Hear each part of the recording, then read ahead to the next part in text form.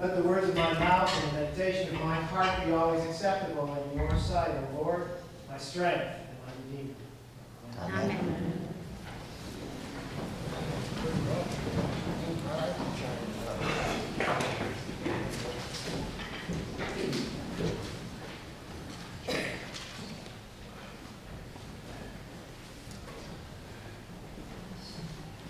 My wife has a strange and wonderful skill.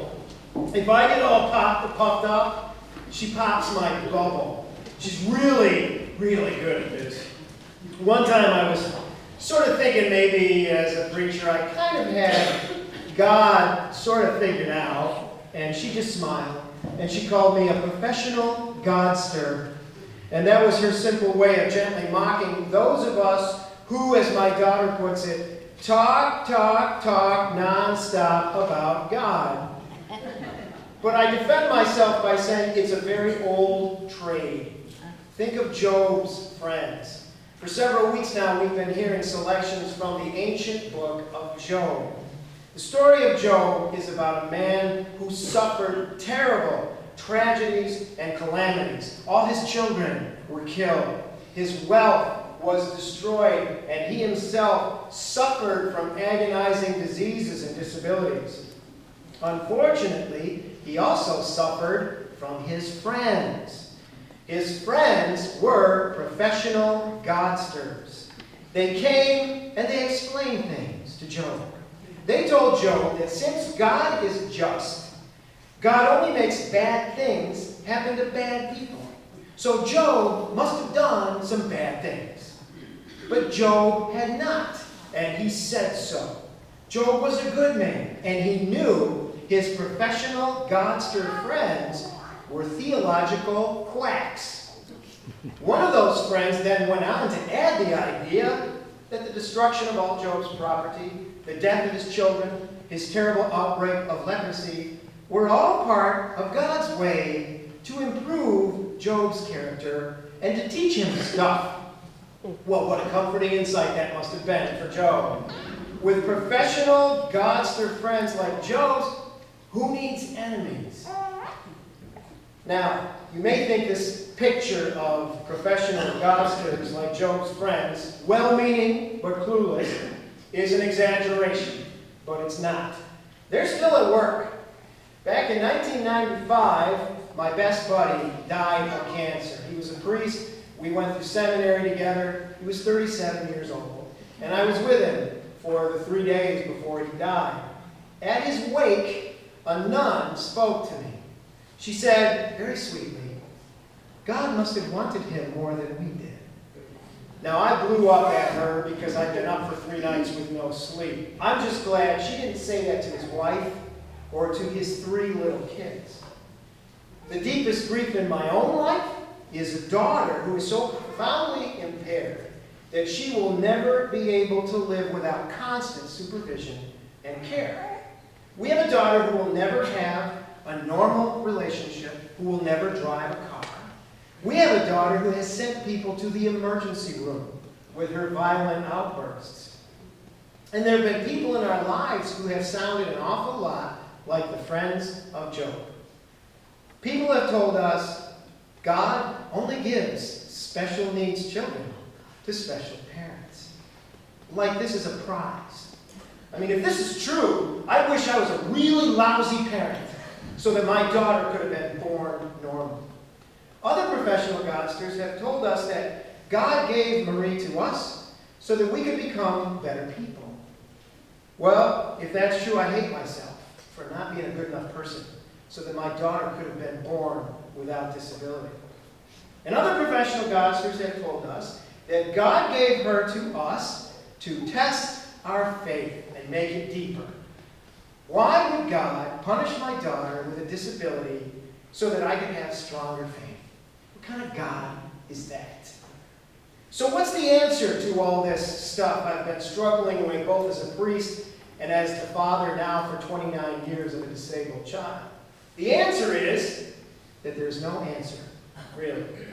Don't listen to professional Godsters who tell you they have God's will and God's mind all figured out. But if there is no answer, I do believe that there are hints. And the best hints I have found are in the Gospels: Matthew and Mark and Luke and John. In the Gospels, Jesus used stories and riddles rather than explanations. Jesus spoke poetically rather than dogmatically. Jesus was all about relationships rather than reasons. Now, the Great Thanksgiving is the prayer we use every Sunday to bless the bread and the wine of the Eucharist. And the version we're using right now is my own favorite. I know it by heart. It's Eucharistic Prayer A. I love the part of the prayer that goes like this: Father, you in your mercy sent Jesus Christ, your only and eternal Son, to share our human nature, to live and die as one of us.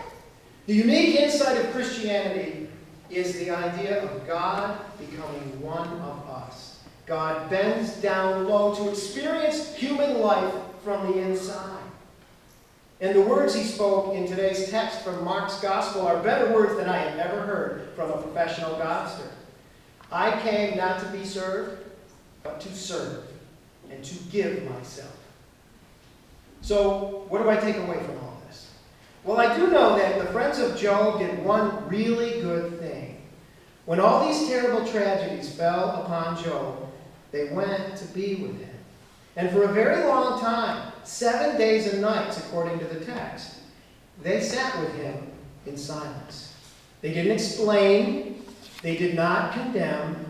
They just sat with their friend in his pain. Now, I wish they'd stuck to that strategy instead of going on and trying to give him the answers that they had. We don't need to give answers to people in pain. We just need to be with them. We don't have answers to give anyway. Maybe one of the smartest people in human history was Albert Einstein. Now listen to something Einstein said about God. The problem involved is too vast for our limited minds. We are like a little child entering a huge library filled with books in many languages. The child knows someone must have written those books. The child does not know how. The child does not understand the languages in which they are written. The child dimly suspects a mysterious order in the arrangement of the books, but doesn't know what it is. That, it seems to me, is the situation of even the most intelligent human being toward God. And you know, in the book of Job, at the very end, God shows up and gives a speech. We heard part of that speech today. And God basically says the same thing Einstein says. It is beyond your understanding. So I picture God in the book of Job as looking kind of like Einstein with the frizzy hair and the mustache. God even rebukes Job's friends, the professional godsters, and said, "You did not speak rightly to my servant Job." Now I can put all this even more simply. There's a little two-line poem written by a medieval mystic and poet named Angelus Silesius. And I like this, and I've learned it by heart. God far exceeds the word that can ever be expressed. In silence, God is heard. In silence, worship best. God far exceeds the word that can ever be expressed. In silence, God is heard. In silence, worship best. So I turned in my membership card for the Society of Professional Godsters. I am not in the answer business anymore. Like Job's friends before they messed up, I want to be in the listening business. And like Jesus, I want to be in the society of servants. I cannot explain God to anybody, but I can show up. I can be a companion. I can be a listener, and I can be a friend. And so can you.